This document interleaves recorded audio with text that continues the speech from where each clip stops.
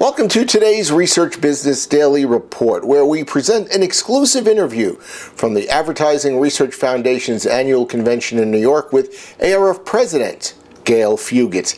The subject, the association's How Advertising Works research project. RBDR is sponsored today and this week by RFL Communications, the research industry's premier news and inside source. For 2 weeks, ARF President Gayle Fuguitt has been trumpeting and touting results of the association's year-long study entitled How Advertising Works. It builds off the premise, established about 25 years ago, if not before that advertisers and marketers are acknowledging that advertising really does work, although they have not fully understood why. Well, some of the first real revelations about how it works and why it works are coming out in this study. As the consumer continues to rapidly change and evolve in directions that were never anticipated, advertisers have not always kept pace and followed where they were headed, nor to increase their spending, which might be necessary. So at ARF, Gayle agreed to explain the ARF's new learnings about advertising. Well, we know advertising works. What we didn't know is how it works across platforms, across all platforms. And so what we have is a definitive piece of research. We invested $1 million over 52 weeks.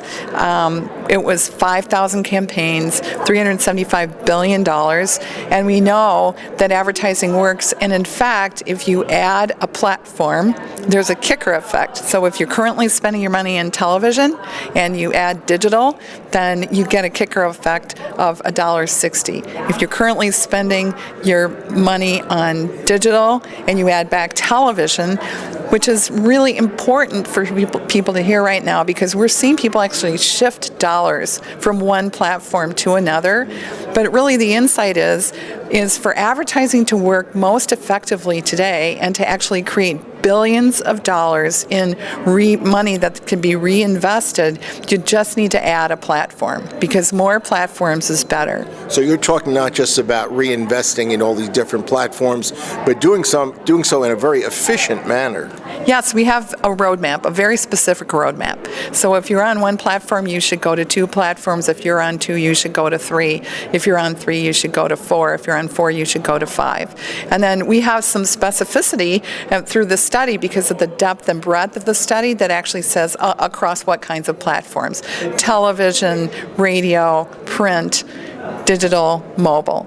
So it's a comprehensive study across platforms. Are the tools out there to allow somebody to truly optimize across all those different platforms, or are we just kind of first dipping our foot in the water in all those areas?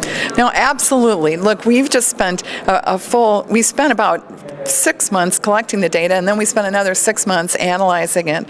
And there were, upwards of 30 different partners involved, including analytic partners, Marketing Evolution, Nielsen, ComScore, IRI. We had Google and Facebook. We had Unilever. We had Levi's. We had United Health Group. So many, across all these industries. The ARF is uniquely poised because those are all our members. We have all those different constituents represented. And because of the breadth and depth of the study, we can go deep into banner ads on mobile. For example, I have a great insight for you. You can go too far on banner ads on mobile, and Irwin Efron will be proven right that frequency is crabgrass.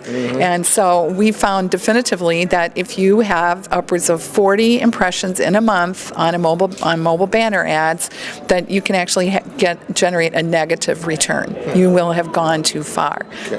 Now, neuroscience is also part of the work you did, and that's been interesting to me because we were following neuroscience back in the late 90s when, frankly, it was a bunch of crackpots who were claiming that they could do this sort of thing. It's not a crackpot anymore. There's some really well-done research capability out there. So what did you find out about neuroscience? Well, my favorite insight using neuroscience was the snapback effect. So the best way to understand this whole study is to think of yourself consuming media today, right?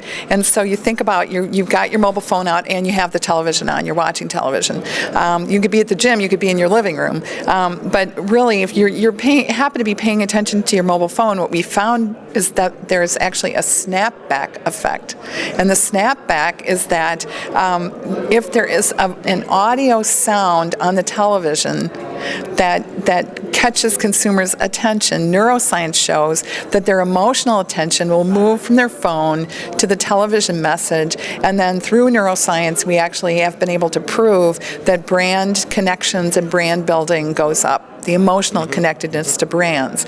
The whole time I worked at General Mills, the creatives at the agency said, Gayle, isn't there a way for you to measure emotion and the emotional connection to our creative content?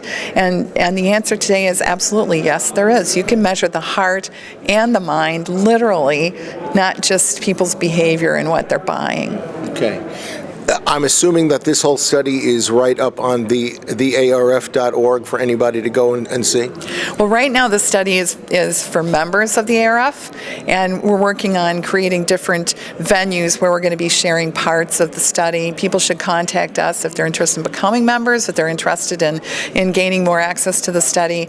And what we're in the process of doing right now is going out to the sponsor companies. So, for example, we were at Kellogg for a day and a half, and really spending a lot of time creating some custom interactive events for organizations to figure out how they can actually adopt the study to their needs in their organization. Because there's a lot of category specificity. We know that in pharma, healthcare, financial, consumers spend a lot more time on social media, and actually we know that television and digital has an even greater ROI synergy and impact if it's in some of these higher involvement categories. Okay. Good luck with the study and everything that's going to come right after it is fully released. Say, Bob, I want to give you the punchline, okay? Go. The punchline is $30 billion. When we applied the spending optimized across using the numbers of how many companies are buying across one platform, 2 platforms, 3, and we shifted them up 1, then we were able to actually and redistribute it appropriately according to our roadmap for spending. We generated $30 billion. Currently, advertising spending is $196 billion. That's an incremental $30 billion. That's real money. We put a dollar sign on it. I think the C-suite is going to be listening. That's your Research Business Daily Report, where we've been sponsored by RFL Communications, the research industry's premier news and insight source. Check out rflonline.com and you'll find out about a lot of information that we regularly publish that you are just not being ready to access.